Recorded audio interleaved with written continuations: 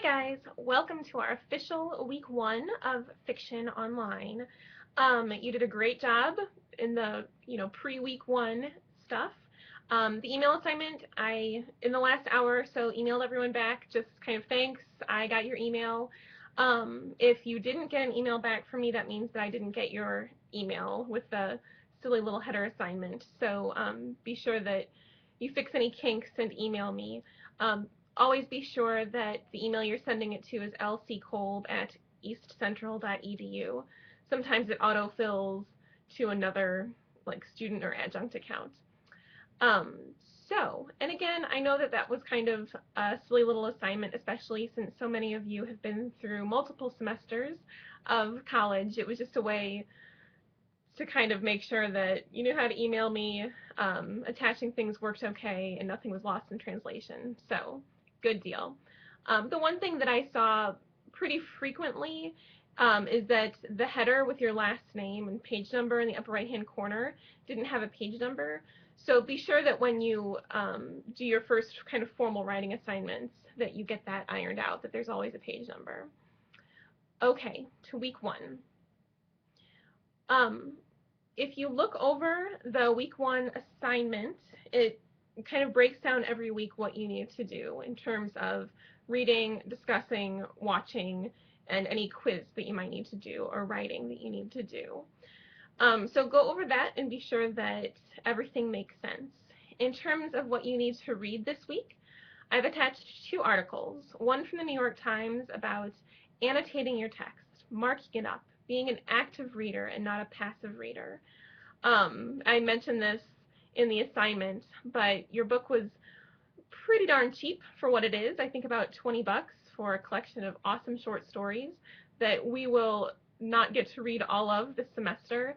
So I strongly encourage you to keep that. Even if you do some highlighting, the bookstore will buy it back, but I want you to mark it up like crazy. Underline things, look things up, write in the margins. All semester, think about being an active reader, not a passive reader. You're not just going to sit there and let literature happen to you. You want to dig in, pose questions, figure out what's beneath the surface of the words. So mark up your text. And that article is just kind of about why you do that and how much can be gotten from annotating and marking up your text. And then the other article is just something that was posted a couple of days ago about the value of reading literature and how it makes us better people, which there's scientific evidence for. I know many of you aren't English majors or literature majors, and that's great. You all seem really enthused, at least in the discussion forum, about this class. But I think sometimes it might feel kind of funny if you're a business major or a medical assistant major to be delving into literature as we are. But these are academic skills, critical thinking skills, which will help you in other academic arenas, and it will also help you just in life and being a better kind of individual and citizen. So read over that as well. The forum, the discussion forum, again, I kind of outline exactly what you need to do. For each short story that we read, I will give you multiple discussion prompts. So there will be, 3 to 5 or more questions that I provide that you can respond to. So for each story, you need to choose one of those prompts. Not all of them, but one of them, at least. You can do more if you want, but you need to at least choose one of those discussion prompts, answer it in your kind of own unique way by Sunday at midnight. And then you'll need to respond to at least one classmate by Wednesday at noon. For this first week, you only need to respond to one classmate, you only need to answer one post, and we're only reading 2 short stories. This will pick up in coming weeks. You'll have more stories to read, so it will feel a little bit more demanding, but we're just kind of wading into the water in this first week.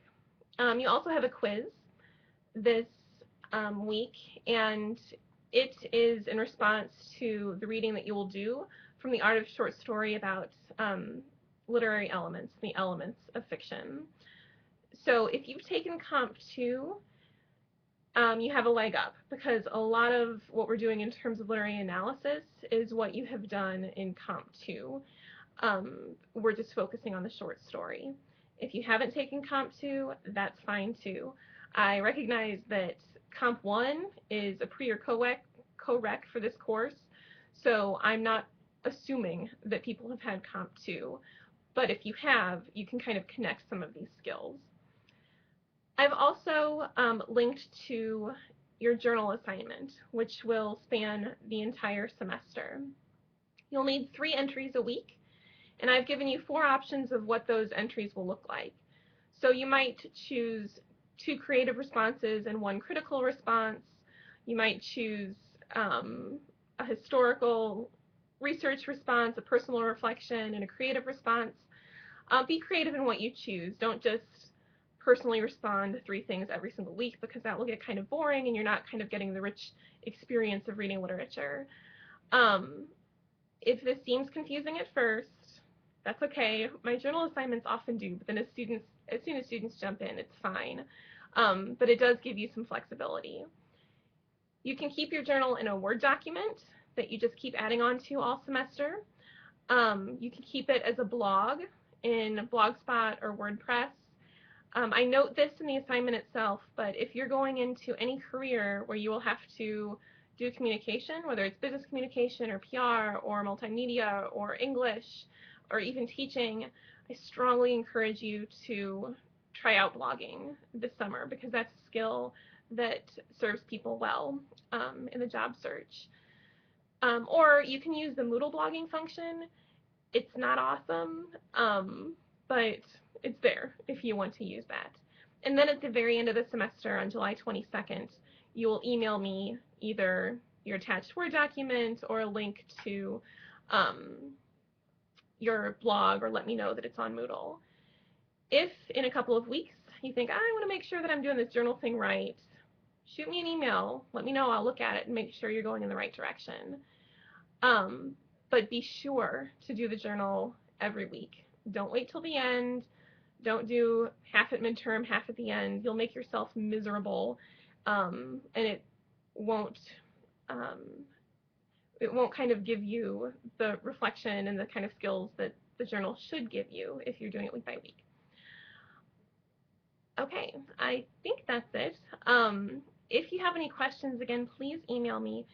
If they are kind of generic questions, like this past week, the video didn't work at first, either also post or just post in the questions and concerns forum that will follow us week by week, because then I can respond and the whole class can kind of be updated. So either do that and or email me, and I will respond quickly. Okay, I think that's it. If you have any questions, let me know. Otherwise, get to reading and marking up what you read and discussing in the discussion forum. And I will see you there. Bye.